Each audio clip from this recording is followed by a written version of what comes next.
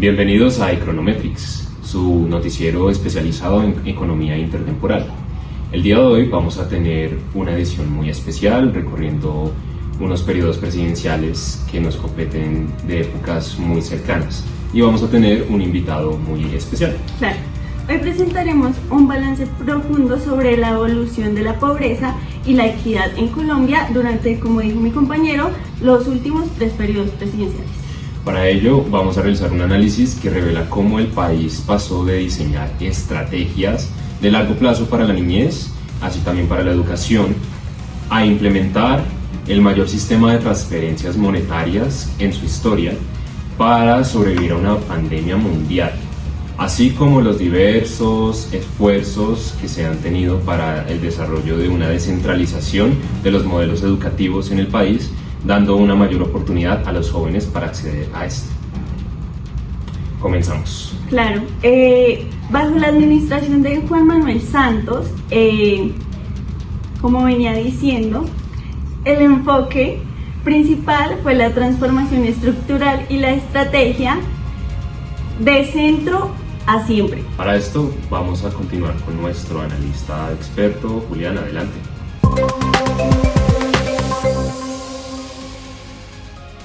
Muchas gracias, Yaron.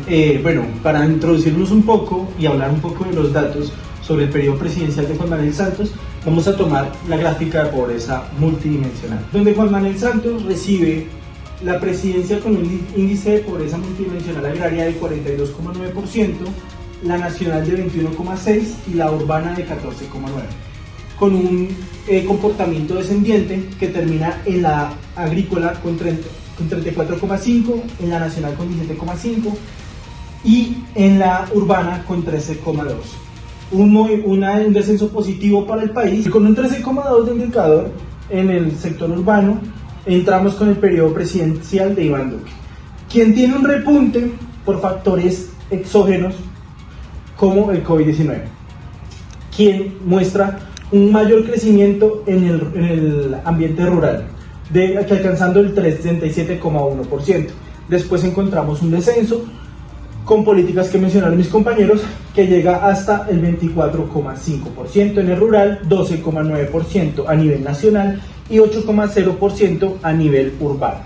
Después damos un cambio presidencial donde encontramos el periodo vigente de Gustavo Petro, quien tiene un repunte en el área rural del 29,9%, a nivel nacional mantiene reduciéndose llegando al 11,5% y a nivel urbano en 7,1%, el nivel más bajo que podemos ver en todos los periodos presidenciales. Ahora sí, con los datos sobre la mesa podemos entrar a juzgar de manera más analítica cómo fue el comportamiento de los mandatarios y sus políticas públicas. Para eso iremos con mi compañero en mesa, Juan Pablo.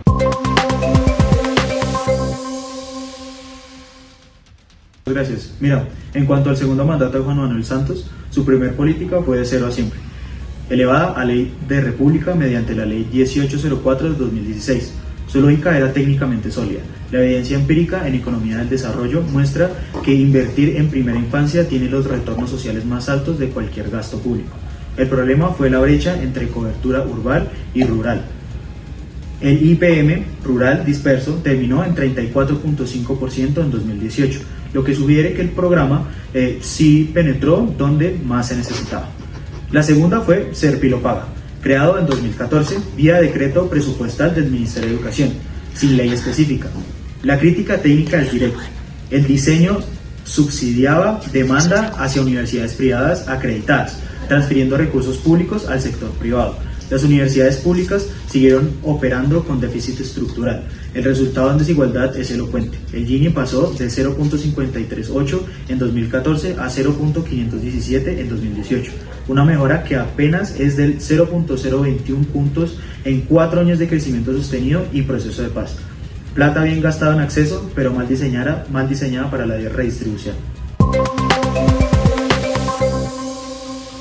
Ahora continuamos con el gobierno de Iván Duque. Con la llegada del COVID-19 y esta pandemia que afectó gravemente al mundo, Iván Duque en su programa de gobierno respondió con una política denominada Ingreso Solidario. Es una medida que llegó a 4,1 millones de hogares en Colombia, creando una red de protección sin precedentes que logró evitar que la pobreza escalara sobre 10 puntos porcentuales, manteniéndose en una media de 36,6% en el 2022.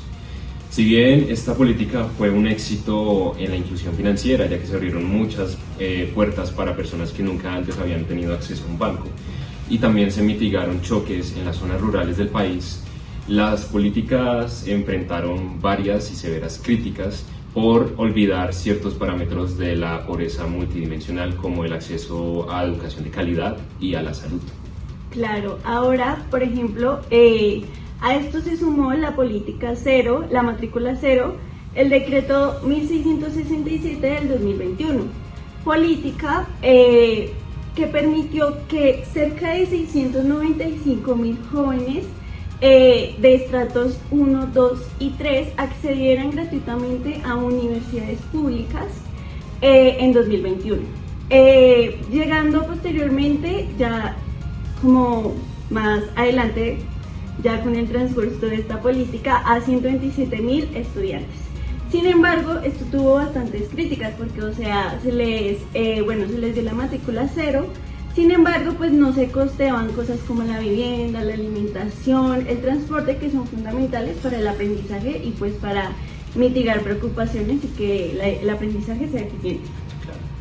Para esto vamos a continuar con nuestro analista experto, Julián, adelante. Muchas gracias, Yaron, muchas gracias, Selene. Para continuar con el análisis de datos, haremos otro eje en el tiempo. Iremos a evaluar la informalidad laboral en Colombia por cada uno de los tres gobiernos a los que estamos citando. El primero que tenemos es el de Juan Manuel Santos en su segundo periodo, donde alcanzó un nivel de informalidad del 63 al 65%. Cabe aclarar que esto es un nivel de informalidad bastante alto y es uno de los más altos a nivel de Latinoamérica. El segundo periodo presidencial al que visitaremos es Iván Duque, donde alcanza un periodo en una brecha entre 60 y 66%. Esta línea que vemos acá por medio son las ciudades principales, donde vemos que este comportamiento, aunque se mantiene alto, está por debajo del 50%. Y para terminar, visitaremos el periodo de Gustavo Petro. Gustavo Petro mantiene una brecha de 55 a 58% a nivel de informalidad. ¿Esto qué nos puede decir? Nos puede decir que es una problemática de la cual son conscientes los tres candidatos, pero ninguno tuvo unas políticas públicas claras para atacar esta problemática. Pero bueno, sigamos un poco por el camino de la tasa de informalidad y el desempleo. Para esto, miremos la tasa de desempleo a nivel nacional, otra problemática que han enfrentado nuestros tres mandatarios a las cuales estamos visitando. En el periodo de Santos, el segundo periodo, podemos ver que la tasa de desempleo por sexo fue el de hombres fue 8,95 y 12,5 para mujeres, lo cual muestra que aún hay una brecha vigente para ese entonces, en el 2014, de empleo por sexo. La tasa de desempleo más alta la presenta Iván Duque, alcanzando el 15,9 a nivel de desempleo para hombres y 22,0% para mujeres. Pero esto tiene otros factores detrás de esto, como por ejemplo el COVID, uno de los fenómenos económicos más grandes que hemos podido percibir. Después tiene un comportamiento de descenso donde en el mismo periodo de Duque se reduce a 12,45 para hombres y 16,25 para mujeres. Todavía presentamos una brecha. Y en el periodo actual de Petro es el nivel de desempleo más bajo después del COVID, 10,05% para hombres y 13,5% para mujeres. Entonces acá tenemos una problemática marcada que por lo visto y por los datos ningún candidato, ningún presidente ha podido cubrir. Pero eso lo cubrirá mejor mi compañero Juan Pablo. Juan Pablo, bienvenido al estudio. Claro que sí, mientras que en el mandato de Duque la primera respuesta fue un ingreso solidario, creado mediante el decreto legislativo 518 del 2020, bajo estado de emergencia económica. Fue la intervención de transferencias más rápida de la historia reciente del país. Llegó a más de 3 millones de hogares no cubiertos por otros programas y funcionó como contención. Desde el pico pandémico de 42,5% de pobreza monetaria en 2020, se bajó a 39,3% en 2021. Pero hay que ser precisos, esto no es recuperación estructural, es rebote post-choque con soporte fiscal. La segunda política fue matrícula cero, implementada desde el 2021 mediante transferencias extraordinarias a las universidades públicas del sistema universitario estatal, sin una ley autónoma, sino a través de adiciones presupuestales al decreto 1075 del 2015, reglamentario de educación. A diferencia de ser y paga, este diseño sí fortalecía la oferta pública. El problema fue la sostenibilidad. Se financió con vigencias presupuestales anuales sin fuente estructural garantizada, lo que generó incertidumbre institucional en las universidades. En términos de mercado laboral, la informalidad bajó y se mantuvo en rango de entre el 60 y el 66%, el más alto de los 3 gobiernos, lo que indica que ampliar acceso educativo sin reforma del mercado laboral tiene impacto limitado en formalización.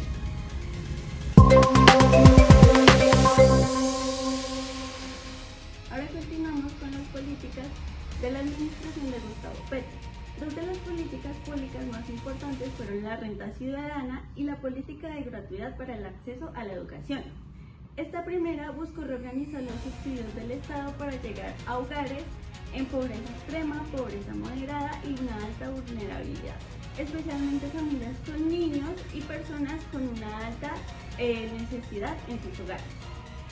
En su primer ciclo, que fue en el 2024, la renta ciudadana benefició a aproximadamente 400.000 hogares con una inversión de 200.000 millones aproximadamente. Y en el sexto ciclo llegó aproximadamente a 500.000 hogares con una inversión de 200.000 millones aproximadamente. Los indicadores sociales muestran unos avances significativos en la pobreza monetaria, que pasó del 34,6% en 2023 al 31,8% en 2024, y la pobreza extrema pasó de 12,6% a 11,7%.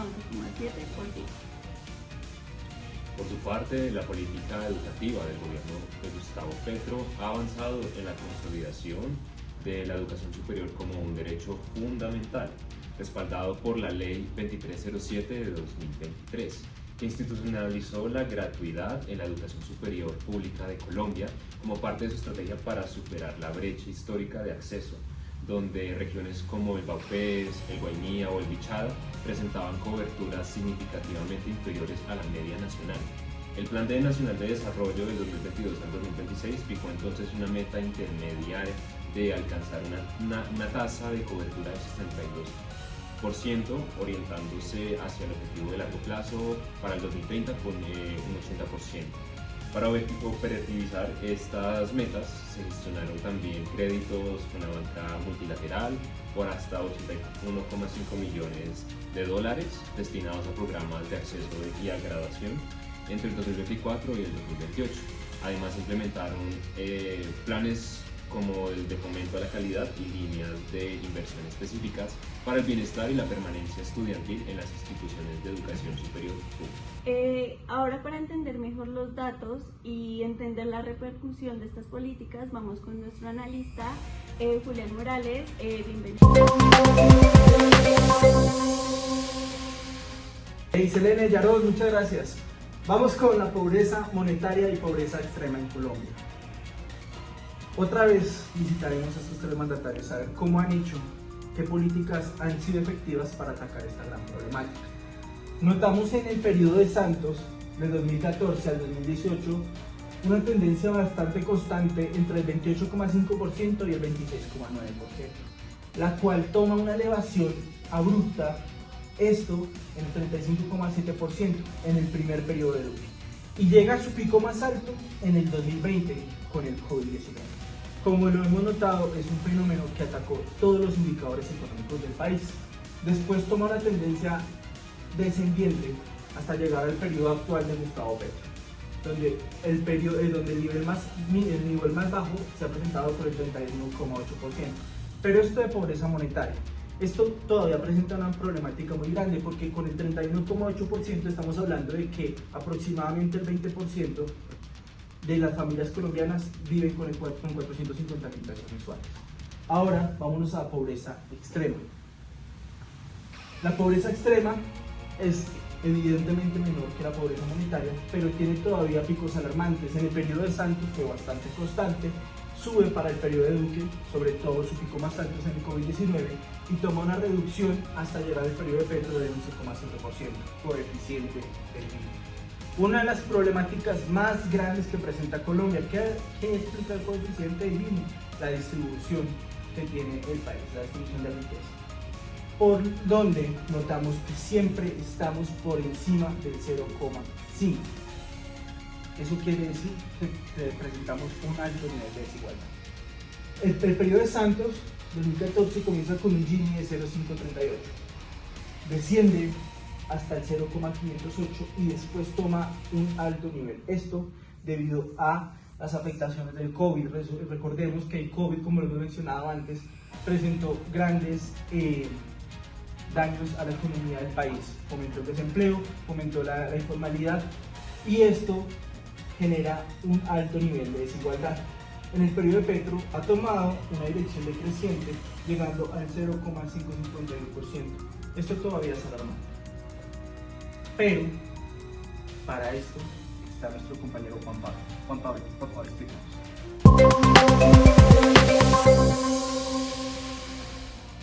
Claro que sí, Julián. Vamos a hablar ahora del actual presidente de Colombia, Gustavo Petro. Su primera política pública fue Renta Ciudadana, que surgió mediante el decreto de 1978 del 2022, que fusionó Familias en Acción, Jóvenes en Acción y Colombia Mayor en una transferencia monetaria unificada. El diseño tiene ventajas técnicas sobre programas anteriores, reduce duplicidad, amplia cobertura y mejora focalización. Los resultados en pobreza monetaria son los más visibles del periodo, caída de 36.6 en 2022 a 31.8 en 2024, pero el Gini en 2024 es 0.051. Identificó la de 2021. Las transferencias monetarias reduce pobreza mediante ingresos, pero no redistribuye activos ni reconfigura la estructura productiva. Esta es la limitación técnica de cualquier programa de este tipo sin reformas complementarias. La segunda fue la gratuidad en educación superior pública, formalizada mediante la Ley 2387 del 2024, que modificó la Ley 30 de 1992 para garantizar gratuidad en matrícula en instituciones públicas de educación superior. Este es el instrumento más robusto en términos de políticas redistributivas de los 6 analizados.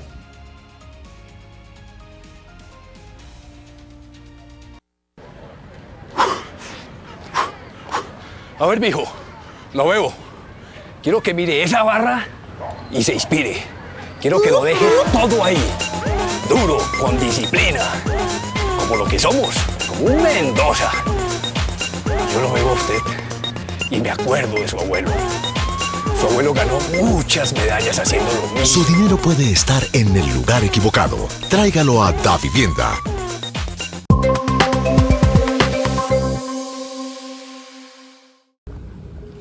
Buenas tardes, esta sección de nuestro noticiero Econometrics nos acompaña un invitado muy especial, Mauricio Cárdenas. Es el ministro de Hacienda de Iván Duque y fue el ministro de Hacienda de Juan Manuel Santos. Bienvenido a este noticiero en donde se habla de economía con claridad y con profundidad. Un gusto, un claro placer de estar aquí, gracias por la invitación. Como siempre, dispuesto a comunicarle a toda la población cómo fue estos periodos y qué políticas implementaron en ellos. Perfecto, Mauricio. Primero vamos a abordar un poco sobre la pobreza y cómo se puede relacionar con la sociedad. Entonces, ¿cuál fue una de las principales estrategias del gobierno Santos para reducir la pobreza? Listo. Bueno, digamos que lo principal que nosotros queríamos implementar en este gobierno eran programas sociales. Entre eso se puede identificar 3 principalmente. El principal, Más Familias en Acción. El siguiente, lo que sería Jóvenes en Acción. Y ya por último, Colombia Mayor. Y digamos que en estas políticas intentó fortalecer y hacer que fueran mucho más robustas y llegar a la mayor cantidad de población posible. Perfecto, ministro. Entonces, en palabras más sencillas, ¿qué buscaban específicamente estos programas sociales? Listo. Estos programas sociales buscaban, en unas palabras más sencillas, digamos, Más Familias en Acción.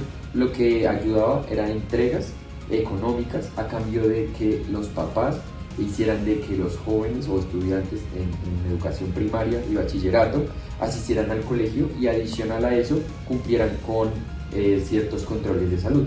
Esta política lo que buscaba era, primero, ayudar a gente con menos recursos, menos favorecida, y lo segundo, aumentar la tasa de población que no dejaba el colegio y pues que tuvieran una buena control de salud.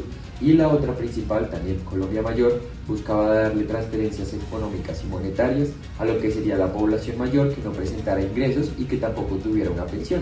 Y digamos que esa es la principal. Y Jóvenes en Acción lo que buscaba es que estudiantes que estuvieran en una etapa ya saliendo para la universidad y fueran muy inteligentes con respecto a esto, se le diera la posibilidad de entrar a una universidad privada o pública, como decidiera, y que no tuviera que pagar el tema de la matrícula. Ok, entiendo. Ya tocamos este rubro tan importante que es la pobreza y su relación con los programas sociales, ¿no? Con la sociedad en general. Ahora, siguiendo esta misma línea social, queremos preguntarle qué papel tuvo la educación en el segundo gobierno de Santos. Pues para este gobierno era fundamental, y digamos que es un pensamiento también propio, que consideró que la educación es la mejor forma de reducir la desigualdad. Por eso se intentó incentivar tanto en este gobierno el tema de la educación, principalmente fortaleciendo la gratuidad en el tema de colegios públicos, y pues también lo de otra política que sería hacer pilopaga con jóvenes de bajos recursos que estudiaran en universidades acreditadas. Digamos que principalmente lo que mencionaba, esto hace que la desigualdad rompa al momento de que los jóvenes que se encuentran en esta etapa lleguen a una educación y posiblemente después de eso sigan en la misma educación y sigan estudiando y formando a la juventud del mañana. Entiendo, hablamos un poco de este enfoque social más hacia la educación, hacia la pobreza. Siguiendo con educación, ¿por qué es importante implementar nuevas políticas o diferentes políticas en la transición de gobierno de Juan Manuel Santos a Iván Duque? Sí, digamos que lo principal ahí es ver también que la educación no se puede dejar de lado, como comentaba. Digamos que esta es la población que viene al mañana, que necesitamos que se siga formando, que sigan habiendo nuevas personas que tengan esta posibilidad de seguirse educando, y tener en cuenta que nuevamente van a salir nuevos roles en este tema de la educación, que no nos podemos quedar atrás en lo que se enseñaba digamos en anteriores épocas, sino también llegar a fortalecerlo con las nuevas tecnologías que están entrando, y que nosotros estemos a la vanguardia de lo que pide ahorita el mundo, y estas mismas personas incrementen y posibiliten el crecimiento del país. Comprendo, ministro Mauricio. Ahora un poco con el objetivo de cerrar estos tres grandes bloques sociales o de coyuntura en estos dos periodos presidenciales, no se puede hablar de este gobierno sin tocar un poco el acuerdo de paz. Entonces, teniendo esto en cuenta, ¿qué relación tuvo el acuerdo de paz con la reducción de la pobreza? Listo. Según las estadísticas que se sacaron en ese gobierno, el acuerdo de paz tiene una relación directa con el tema de la pobreza, principalmente porque las zonas más alejadas y más pobres también son las zonas que tienen más conflicto. En ese acuerdo de paz también buscaba que las personas de esos territorios que por lo general han sido abandonados y poco escuchados, en este gobierno tuvieran un poco de escucha, un poco de también sentirse que hacen parte del país. Lo principal que generaba esta política, y pues más que todo el acuerdo de paz, era permitir que no solamente las personas pudieran tener tranquilidad, porque digamos que es algo también muy importante, que en otras ciudades donde no ha llegado la violencia, pues digamos que uno se llega a conformar con el tema de que está muy seguro. Pero en cambio en lugares como lo puede ser Arauca, que normalmente también siempre han sufrido por el tema de violencia, lo que requieren es alguien que los escuche. Ellos, sin importar gobierno de qué índole sea, necesitan a una persona de que se sientan escuchados, que sientan que por primera vez pueden llegar a algo, pueden salir tranquilos, pueden implementar otra cosa. Y esto también se vio desarrollado en los PDT, que son los programas de desarrollo territorial, que también buscaban enfatizar esto con el acuerdo de paz. No solamente se le hacerá el acuerdo de paz, es que se dirija a municipios que realmente lo lleguen a necesitar. Como podemos ver, ya vimos un poco de estos tres grandes pilares sociales y de coyuntura. Ahora, un poco por hacer un inciso o preguntarte, afuera de esto, logros, objetivos. Entonces, ¿cuál fue el mayor logro que quedó pendiente, digamos, que en este gobierno de Iván Duque. Sí, claro. Claro, todo es un dejar ir y venir de cosas, uno no puede abarcar todo por la cantidad de temas que son, pero sí queríamos enfatizar el tema de los programas sociales, que en el gobierno se nos hicieron fundamentales, como ya los mencioné, los tres principales, que buscaban las tres etapas de la vida primariamente, y también el resaltar de que el gobierno busca que se reduzca la desigualdad, que las personas puedan tener la felicidad y tranquilidad de vivir en Colombia, ser colombianos. Digamos que esto también lo buscaba con el tema de la salud, digamos que no se mencionó, pero el tema de la paz también iba muy relacionado a eso, porque al ser un territorio tan grande no se puede abarcar este por completo.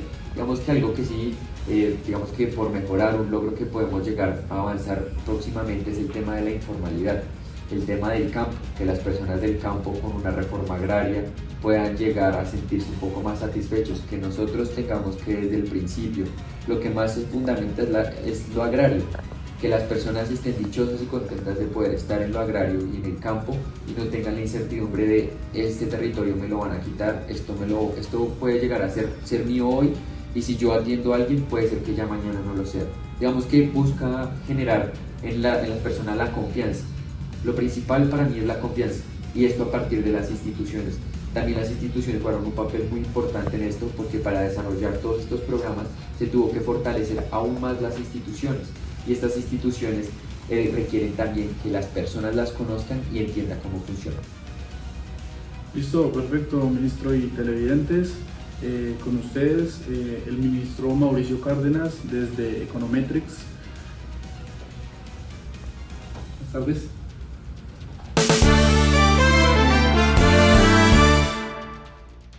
¡Sapito! ¡Sapito! ¡Sapito! ¡Sapito! Imposible no comérselo. ¿Por qué no vienes si lo pruebas un poquito? ¡Riquísimo! Sapito, imposible no comérselo.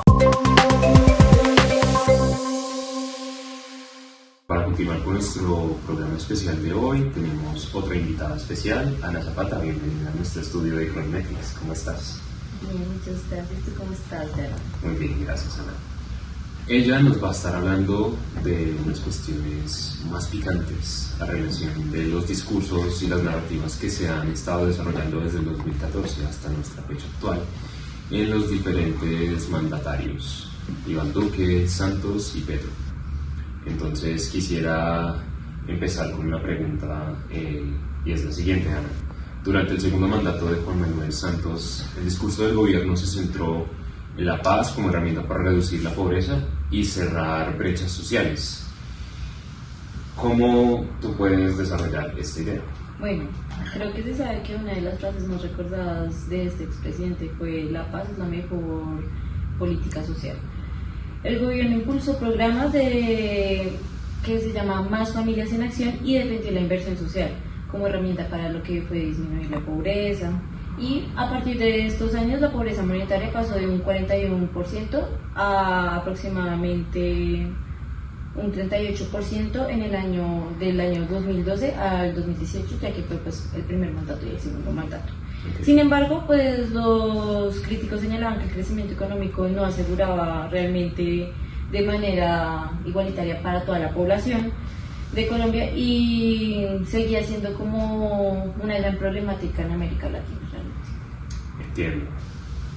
De manera continuada, con la llegada de Iván Duque, el discurso oficial cambió hacia el emprendimiento, así también como la economía naranja, recordando ese video particular de él removiendo con una cuchara, y así también la reactivación económica como mecanismos para generar empleo y reducir la pobreza. Claro que sí. Pues lo que decía el expresidente Duque, él afirmaba constantemente que el camino para el país era el emprendimiento, es el camino a la equidad.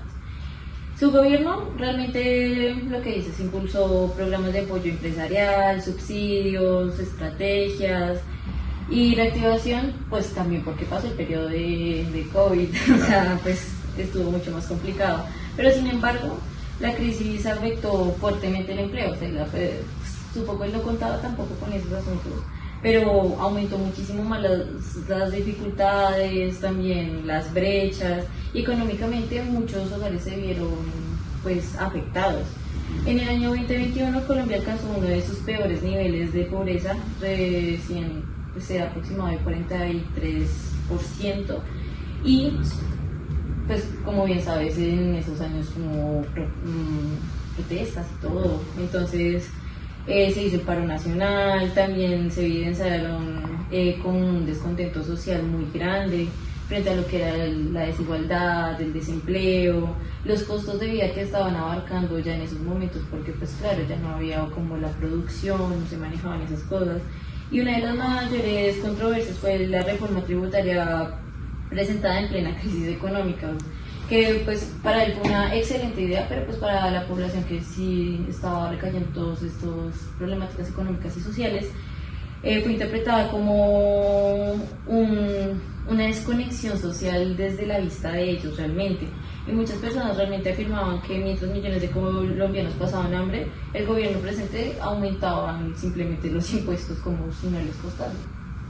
Exacto, pues digamos que esa imagen pública del gobierno quedó manchada por esas movilizaciones sociales, por las críticas que se le hizo sobre el manejo económico y por todas esas reformas que se llamaron el paquetazo, que movilizaron grandes sectores de la población colombiana. Aunque expertos también recuerdan que parte del aumento de pobreza estuvo ligado a la crisis mundial del COVID-19, no cabe duda que quizá hubo otros elementos ahí detrás. Sin embargo, pasemos a Gustavo Petro, el último de nuestra lista. Con la llegada de este presidente, bastante polémico también, por primera vez un gobierno de izquierda además, se asumió la presidencia con un discurso más centrado en la justicia social, la reducción de la desigualdad. Bueno, Petro tiene diferentes enfoques, lo que tú dices ha sido como de los más recientes de izquierda, ya lo hemos pasado por diferentes de derecha. Petro ha construido una gran parte de su imagen alrededor de frases como Colombia no puede seguir siendo un país desigual, y recientemente afirmó que hemos logrado bajar la pobreza en Colombia hasta donde ningún presidente lo había logrado. Bueno, según las cifras oficiales, para refutar si esto es verdad o no, la pobreza monetaria cayó del 30 hasta el 31,8% en el año 2024. No es la mejor, pero no está mal. El nivel es más bajo que se mide en esta estadística. Sin embargo, las controversias no han desaparecido referente a lo que ha sido pues, el mandato de este presidente, ya que sectores de oposición cuestionan que el gobierno utilice las cifras como una estrategia política y señalan que realmente han existido diferentes problemáticas fiscales, aumento del desempleo informal o dificultades en lo que ha sido la salud y la productividad, porque pues realmente para todos los colombianos creo que ha sido evidente que esas reformas para algunos sí ha sido beneficioso, pero para otros no tanto. Además, Petro ha responsabilizado públicamente a gobiernos anteriores por altos niveles de pobreza y desigualdad como de los actuales. Y puede que sí sea como ya una cadena de cosas pasadas y ya estemos pagando las consecuencias, pero pues también puede que parte de las decisiones que él haya tomado haya influenciado para potenciarlas o disminuirlas. Claro que sí, Ana. Muchas gracias. Nuestro tiempo ha sido muy corto en este espacio, sin embargo te quiero agradecer y vamos a terminar con una pequeña reflexión. Tres gobiernos distintos radicalmente en sus diferentes políticas, tres discursos diferentes, tres formas de narrar, digamos, estos indicadores y estas realidades de pobreza, desigualdad, exclusión, pero un mismo problema histórico, que es la desigualdad social en Colombia en sus raíces. Mientras Santos relacionó la paz con el desarrollo social, Duque habló también del emprendimiento y la reactivación económica dentro de un panorama muy fuerte como fue el COVID-19. Petro, por su parte, ha construido una narrativa basada en la justicia social, así también la redistribución de la riqueza. Las cifras muestran avances y retrocesos, subidas y bajadas, pero también dejan una pregunta abierta. ¿Y cuál es esa pregunta, Ana? ¿La pobreza en Colombia se combate únicamente con el crecimiento económico o también con cambios estructurales en la distribución de oportunidades? Muchas gracias por ver esta sección de Farándula Política en Econometrics y nos vemos en una próxima oportunidad.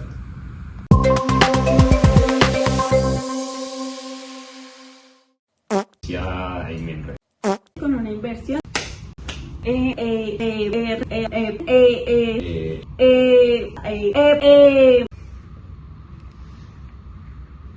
3, 2, no sé. Periodo de Jenny, ¿te parece? ¿Te parece? Claro. Obvio. Sí, apruebo.